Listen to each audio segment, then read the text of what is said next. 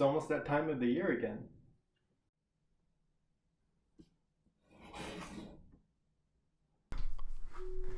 Time for candies and spooky movies.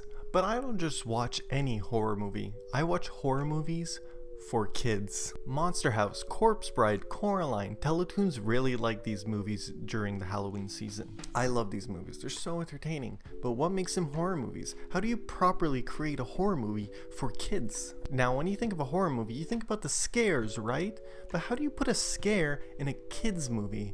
More importantly, is it okay to scare a child? To answer this, I gathered a group of children and showed them the most terrifying scenes from popular horror movies.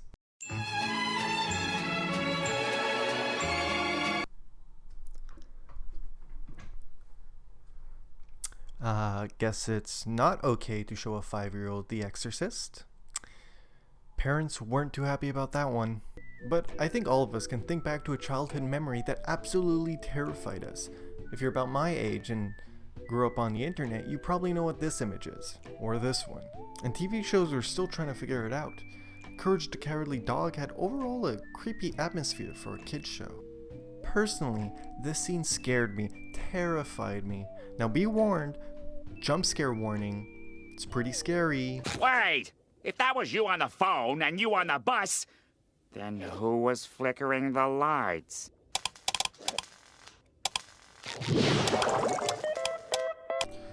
Terrifying. I don't think I'll ever forget that episode of SpongeBob. It's too nostalgic for me at this point, but I'm not saying that TV producers should start terrifying our children for horror. I don't think that's what makes a good horror movie for kids. That just means, basically, kids are terrified of everything. Children are still trying to figure things out.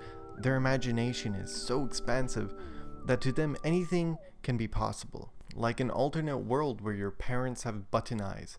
It's creepy. Believe me, it's very easy to scare a child. Do it. I dare you. Monster House is about a living killer house. I was scared of houses for like a week. Children are afraid of the dark, what's under their bed, things they don't understand, the unknown. But it's less about using those themes to terrify them and more about how to make them entertaining. So how does the media properly present darker themes to children without absolutely terrifying them? Well, there's a day for that. It's called Halloween. Halloween specials.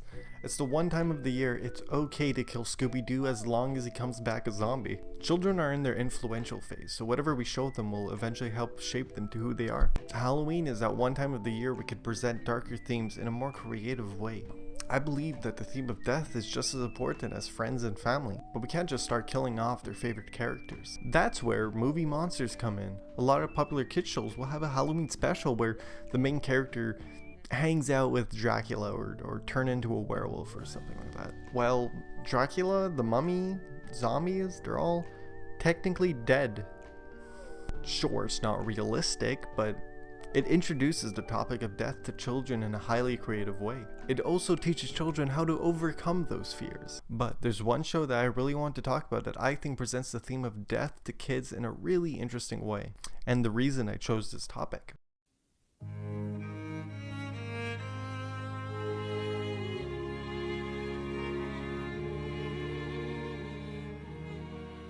Over the Garden Wall is an animated American miniseries created by Patrick McHale for Cartoon Network in 2014. It's about two young brothers, Greg and Wirt, who are lost in a forest and are trying to find their way back home.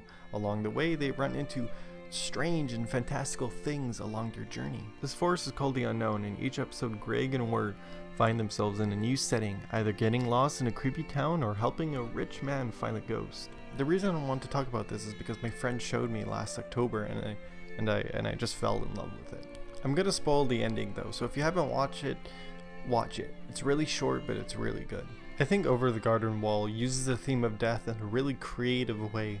Each episode references death in some way or another. The most obvious one is in episode 2 where the boys visit a town called Pottsfield where there's a festival being held by pumpkin people. It's later found out that the pumpkin people were all just skeletons in costumes celebrating a festival about death.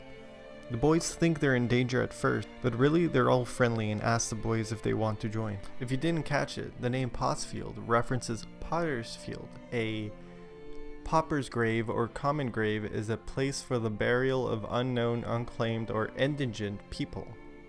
One of the skeletons even says, "Oh well, you'll join us someday." Despite its dark theme, the overall feeling is very calming. It's funny, the characters are very quirky, the music is so charming, and it just makes you smile. Another episode, Greg falls asleep and gets carried to a place above the clouds by angels, and is told if he wants to stay, he has to leave his brother behind. As the series progresses, the brothers get more and more lost, and the weather changes, turning into a brutal snowstorm. The characters are almost freezing to death. Eventually, Wirt has to confront a character called the Beast, who tries to trick and lure the boys to their death, which he overcomes. It's revealed later that the two brothers fell down a hill into a lake, and since the beginning of the series, Greg and Wirt have been slowly drowning to their death, which explains the change in weather as their bodies become more and more colder. And the place they've been traveling, the Unknown, is basically their purgatory, but it's never really explained what exactly it is. It's never really explained what exactly the Unknown is, because death is also something we don't know, and we don't know what happens after death. Overall, it's a pretty heavy theme to show to a child, but Over the Garden Wall does it in a very positive way. Basically, if Halloween specials are like the slasher genre of horror, Over the Garden Wall is like David Lynch for kids. I don't know. I feel like why we loved Halloween specials or children horror movies is because they showed darker themes that you wouldn't normally see in a regular episode on TV. I think the topic of death is just as important as, say, friendship, because it could be hard to explain it to your child. That's not like, hey buddy, you're gonna die someday. Over the Garden Wall does it in a very positive way that embraces death rather than reject it. And we didn't have to have Shaggy turn into a werewolf and erase the mummy.